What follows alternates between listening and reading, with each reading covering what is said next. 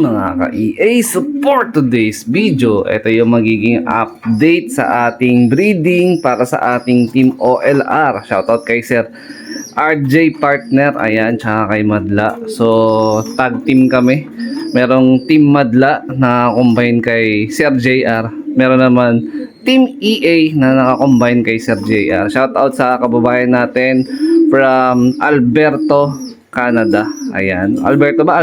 Alberta. Basta Canada.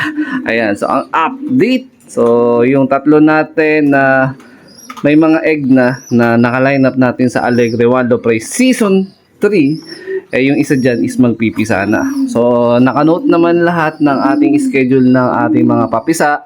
Simula nung nag-drop sila ng egg hanggang sa expected natin na darating na petsa. So ang ating gitnang pairing Frankie Boy, ang ating Santa Ana finisher, cross kay Lady Mina to, Katbalogan Daybird Javier Leyte, finisher rektang anak yan ni Batusay. So Feb 1 nga sila, Feb 1 nag-drop ng egg. So supposed to be after 16 to 18 days. So ang petsa ngayon is February 16. Ayan, natapos na yung digmaan noong February 14. Shoutout sa lahat na mga naipagdigmaan. Sana naging masaya at naging memorable yung digmaan nyo. Ayan. So, napansin ko sa ating breeder, simula kanina nung nagpakain ako, meron na ngang lamat o crack. Ayan. So ito yung pinaka-latest na lipad natin ng north na kahit papano umubra tayo hanggang dulo, no? Pinaglaban tayo ni Frankie Boy. Ayan. So unang anak to ni Frankie Boy, susubukan natin yung anak niya sa OLR Season 3 ng Alegre. Ayan. Ayun naman si Lady Mina to. Ayan o. Namumulbos, namumuti sila parehas. Ayan o. Napaka-pogi talaga ni Frankie Boy o. Namiss nyo ba si Frankie Boy, mga kalapatids? So, siya yung napadulo natin dito sa may bagong loop natin dito. Ayan. Yan. Ay, hindi, April pala. April ko yan sinet up. Ayan, kasi nga yung original na loop natin before, yung gamit na loop ni Lady Mina to, nung nilapad natin siya ng south sa BF, yung malaking loop sa harap ng bahay o yung sa may labas ng bahay. So, yan, magkakaibang loop natin na ilipad to. Lalo na si Batusay, ito yung sa isa nating loop din na maliit, yung sa may gilid naman ng bahay. Yan, so iba-ibang loop yung mga pinagliparan niya. Pero syempre, dito pa rin yan sa atin, sa EA loop. Ayan, subukan natin silipin. Hindi naman ganun kaselan to si ano Ayan o. Ayun, may crack na. Basta may crack na pareha. So, maganda yung quality na egg. Tamang-tama yung size tapos makinis. So hopefully isa to sa mga maging ano natin, alas natin sa Alegre Waldo Prize itong padating na Season 3. So sana nga lang is pagdating ng April, so ang target na petsa ng pagpunta namin doon, sabay-sabay na kami yan, possible si Madla, sila Idol Longhair, baka sila Amigo mauna na yan, tsaka si Homing. So sana may slot pa kami by April. Ayan mga kalapatids, no?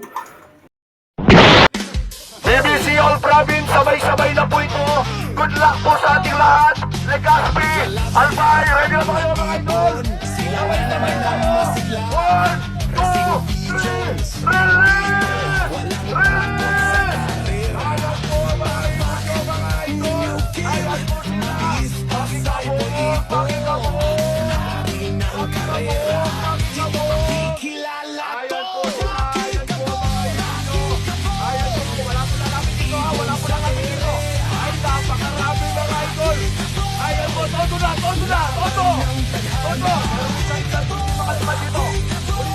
Pakita mo, pakita mo.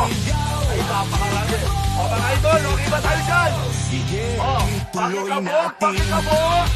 Alright, maraming salamat po. Maraming salamat po mga idol. Ayan po. Alright, maraming salamat po. Good luck po. A few moments later. So ayun, magawin naman tayo sa ating Team Summer. So tama kayo, Team Summer na tayo magpo-proceed dahil yung ating Team South o yung tira natin na pang South na si Lady Ingrid is tuluyan ng namaalam. Namaalam siya nung hindi nitong Legazpi Albay kundi nung mid-toss preparation ko nitong Legazpi Albay. And then, congratulations sa lahat ng clocker. Grabe, wala na namang 50% yung mga nag-clock nun. So, from 8,000 plus bird, parang 3,700 lang ang clockers nung Albay, Legazpi Albay. Shoutout sa tropa natin, kay Boss Jao, kay Boss Jordan, kay Boss Dian, sa mga tropa natin dito sa subdivision. Congrats, may mga paklak sila ng Legazpi Albay. Napakalayo ng talon nun, 150 kilometers yung talon from Buena Vista, Quezon to Legazpi Albay. So Matnog race na by next week din, hopefully kahit wala tayo aabangan sa loob, baka makapasyal tayo sa loob ng mga tropa. Doon tayo magbablog, doon tayo makikiabang ng karera para sa Matnog race ng mga kaibigan natin. Suporta. Ayan. So ito yung Team Summer. Ayan, nagpurga ako ngayong umaga, 4:30 ng madaling araw. So may mga ilan ako nakita na may worm or may bulate. Ayan, dahil nga nagpurga para tuloy-tuloy na yung conditioning natin. So next week na tayo sasakay sa truck. Ayan, ito si Diggy. Ito wala pa tong pangalan, yung Blue Bar. Ayan, kapatid ni Bato sa ito. Ayan, ito yung pinakamakinis sa kanilang lahat. Si Sexy Girl. Ayan, magandang pangalan. Mukhang sexy, no? Ang kinis pa. O, ayan, no? Inaasawa siya nito ni Grisel. Tapos ito yung tinos natin nung nakaraan dyan sa may kaipian na hindi umuwi, the next day umuwi. Yan. Pero yung mga stock bird natin na naganda wala, hindi na talaga nakabalik. Yan. Tapos ito si Bulilit, ito habol natin to. Manipis katawan nito, no? So hopefully mapaganda natin yung yung katawan bago dumating yung pinaka derby, no? O ayan. So ito yung bubuo sa ating Team Summer. 4 na naka-YB ring. Ito, 1, 2, 3, 4. Ito naka-old bird si Diggy. Ayan. Tapos si Bulilit, naka pang old bird. Pero mga YB halos magkakasing edad. Ito yata yung pinakabunso. O ito, sa edad. Kasi yung mga ibon natin, mga nauna dito, halos nagbihis na. Yan, ito na lang ang huling magbibihis kung sakali. Sana maging maganda yung mga kondisyon ng katawan nila bago tayo dumating o magsampa sa ating club training, advanced training ng TDFC, no? So, yan, nangangalahati na rin yung race ng BBCM. Good luck sa lahat ng live pa. So, sana magtuloy-tuloy yung magandang panahon para maging maganda yung pauwian sa susunod ng mga lahat. 75 years later. At syempre, walang iba, maraming salamat kay Sir Ronald Gonzales sa napakaganda at quality na feeds. Ayan, no? Yung ating kalapatids, flyer and breeder mix. Ayan, ang gamit natin sa loob. Ayan, nangingintab pa din.